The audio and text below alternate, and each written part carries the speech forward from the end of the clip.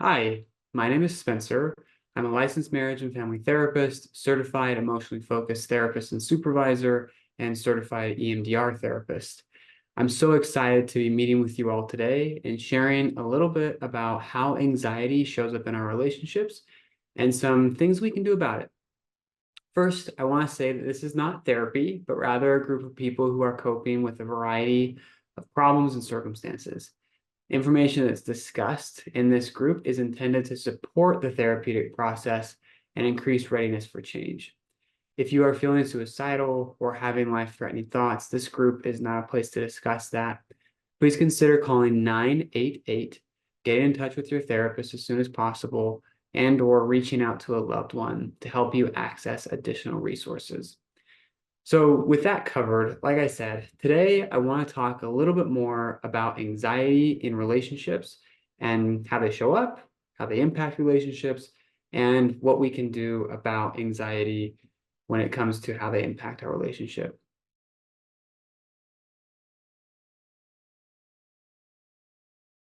So first of all, as an emotionally focused therapist, I want to just share with you a core concept that I think is important in understanding anxiety. So emotions can be looked at in two main categories, if you will. On the one hand, we have what are called secondary or reactionary emotions. These are emotions that are more surface level, they're easy to see, often easy to identify, and they're pretty apparent. They're just there, right? You can maybe see them in yourself and in other people. The other camp of emotion are emotions that we call primary emotions, or we could even call them core emotions. These are deeper emotions, emotions that lie beneath the surface, but that heavily influence everything that happens on the surface.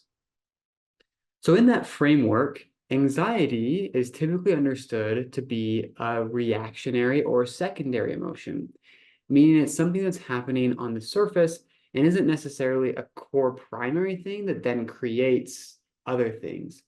Now, where that could look like a primary or core emotion is in the context of fear. Fear is very similar to anxiety, but unlike anxiety, fear, if it's true fear, is usually based off of some lack of safety to myself, to other people, etc. And it's based off of actual experience in the moment that creates fear. In other words, fear is moment by moment, whereas anxiety can be about something that has happened or something that is yet to happen versus just something that is happening right now. So again, anxiety is a secondary emotion. Why that's important is because if we can understand that, we can see that anxiety is going to heavily influence action or reaction moment to moment. So again, where primary emotion fuels secondary emotion and kind of creates that, it's secondary emotion or reactionary emotion that creates the actions or reactions that we have day to day in our relationship. So when we feel anxious, especially when it's in the context of a relationship, so I'm not talking about anxiety that you just feel about, an upcoming test or a presentation you've got going on at work or something. I'm talking about anxiety in your relationship. So what are some examples of this?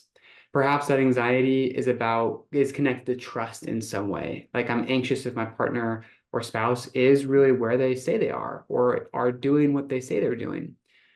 Anxiety in relationships could be, is this going to last?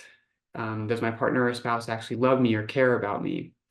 And oftentimes, when we feel anxiety, again, it leads us to doing something.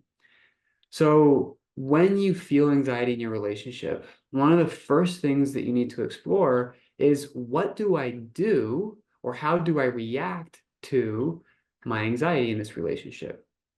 So oftentimes, anxiety in relationships is going to lead to you acting or reacting in a way that is an effort to solve the quote unquote problem.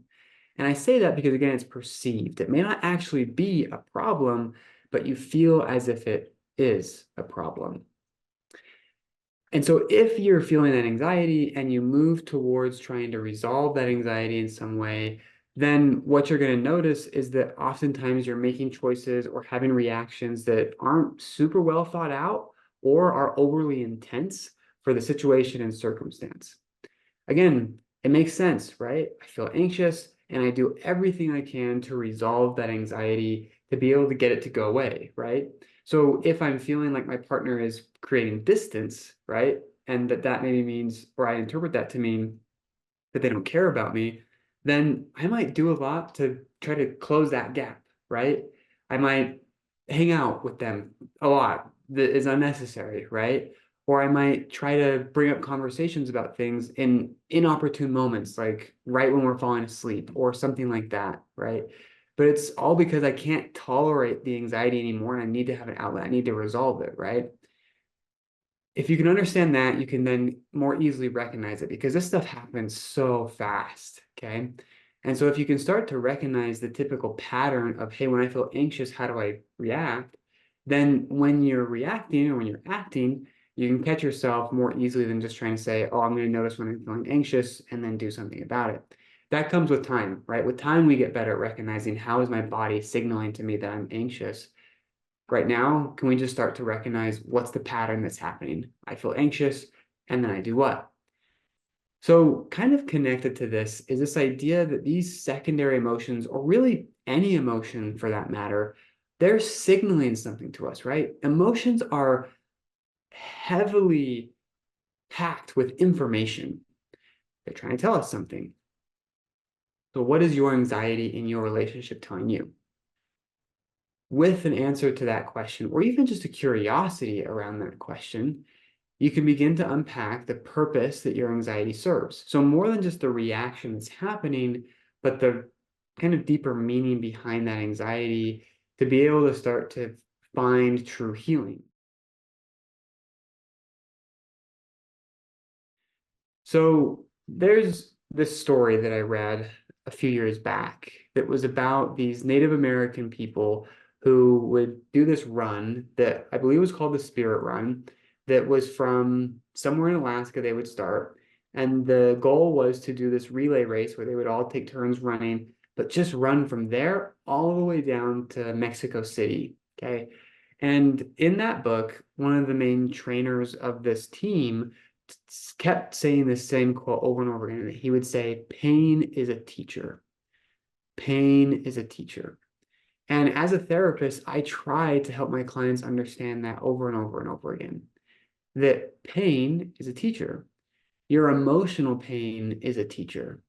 And so when you experience this anxiety, asking yourself and getting curious around what is this pain? What is this anxiety trying to teach me?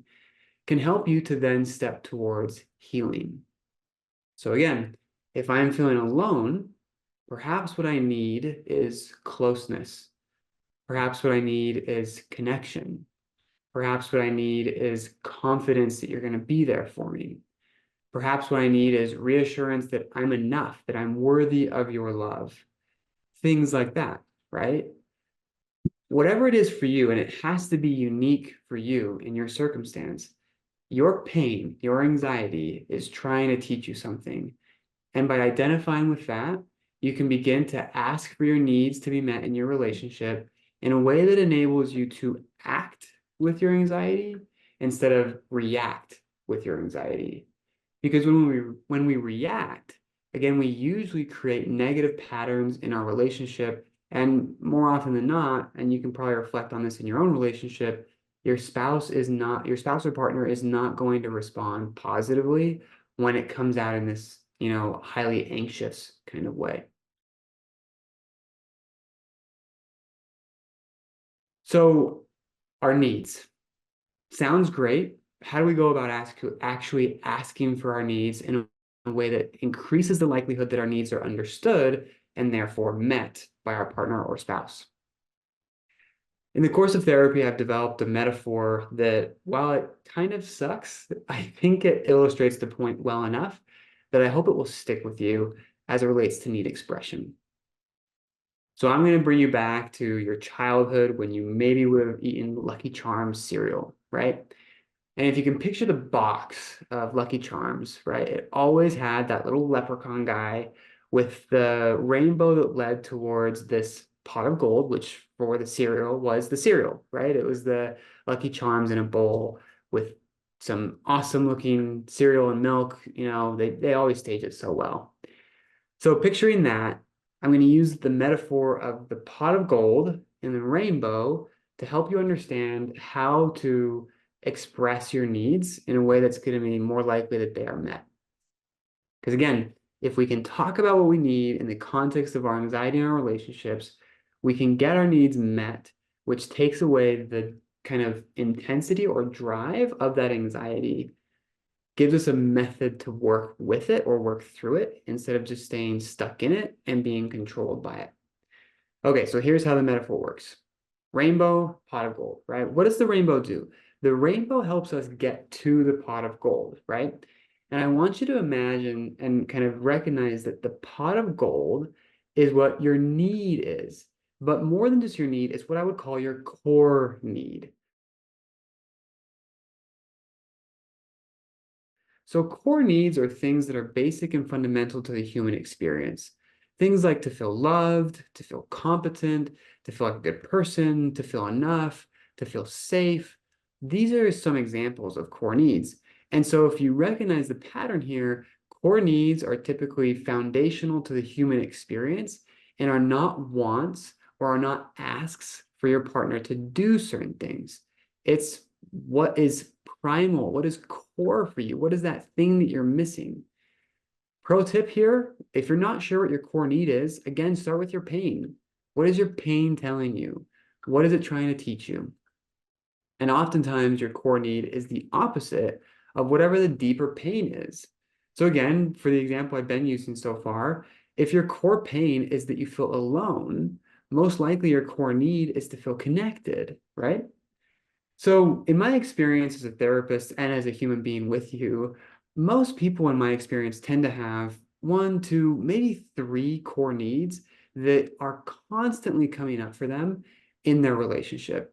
Not that the other core needs aren't important, but it's just that these ones hold like extra weight. And if you're familiar with the concept of the love languages that are pretty popular nowadays, same idea, right? There are 5 love languages, and all of them are important. And in fact, if a relationship lacks any of those 5, as a couples therapist, I get concerned. But you're probably going to have 1 or 2 that are your primary or secondary love languages that for you are the ways in which you feel and express love more so than the others. That's okay. But again, that's how core needs kind of work as well. All of them are important, yet you're going to have 1 or 2, maybe 3 that are more often than not the ones that are triggered for you when you're feeling threatened in relationships that may be, again, part of the source of this anxiety for you, or are the ones that when they're met, they're the ones that help you feel the most connected and fulfilled in the relationship that you have. So again, the pot of gold is that core need. The rainbow is how we get there. So this is the part of your need where you're asking for specific things to be done or not done by your spouse or partner to help you feel that your core need is met.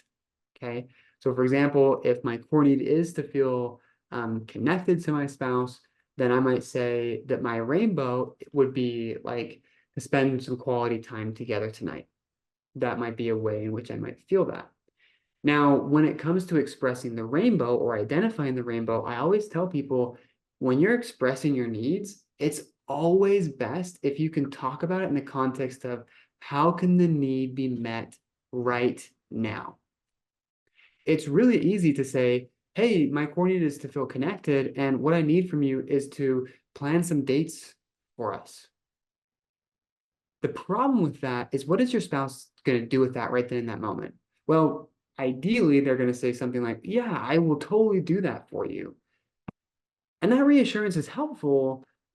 But in these moments of expressing our needs, it's always going to be more powerful and more connecting if there's something your spouse can do right there in that moment, or maybe something they can say right there in that moment that will help you to feel that that core need is going to be met. So, for example, just to tweak it a little bit, if all you can think of is, hey, I need you to plan some dates for me, I want you to add in that expression of that part of your need. Can you give me some reassurance and confidence that you can do that now? For example, can you tell me about some ideas maybe you have that maybe we could do this coming week? It's an in the moment type of expression that's going to be the more powerful way for you to feel that your needs are met. Okay.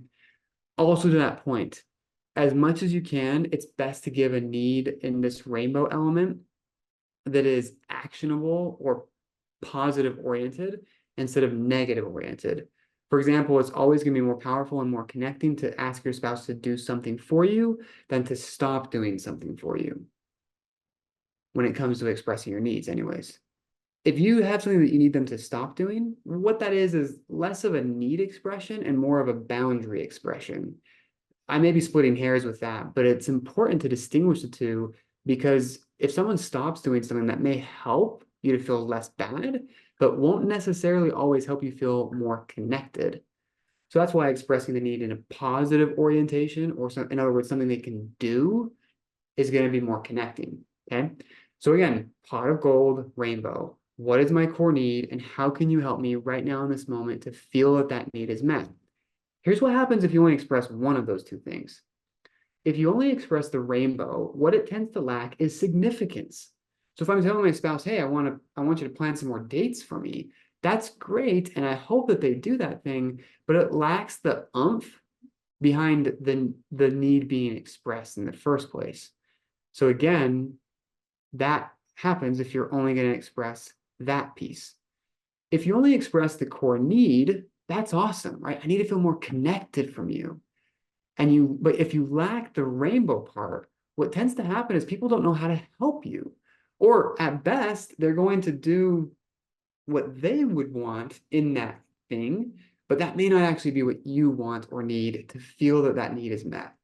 So expressing just the core need lacks direction. Expressing just the rainbow part, the how do you get there, that lacks significance. And so we have to be able to express both to create proper need expression so that our needs are understood and our needs are met.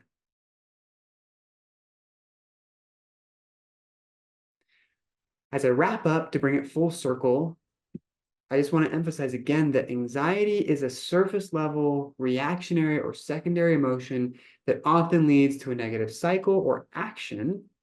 And the way that we heal from that connection, right, anxiety leading to unhealthy reaction, is to be able to identify, what is my anxiety telling me? What is the pain? And from the pain, what do I need? And expressing the need as, here's my pot of gold and here's my rainbow. Here's my core need, and here's how you can help me right now feel like that need is met. I strongly believe in this stuff, you guys, that if we can express our needs, the reactionary stuff that we experience, such as anxiety in our relationships, which is super common, will gradually disappear. That we won't feel that anxiety as much because we're more secure in the relationships that we have.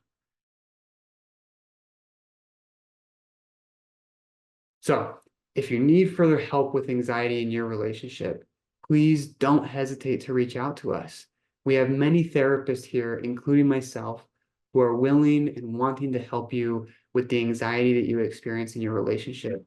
And finding a therapist that is well trained in couples therapy and has experience to help couples is paramount, because anyone can do couples therapy, but there's actually very few therapists out there that really know what they're doing when it comes to therapy with couples. So please take care of yourselves, take care of the anxiety that you feel in your relationships, and I sincerely wish the best for you. I hope that this has helped you. Until next time,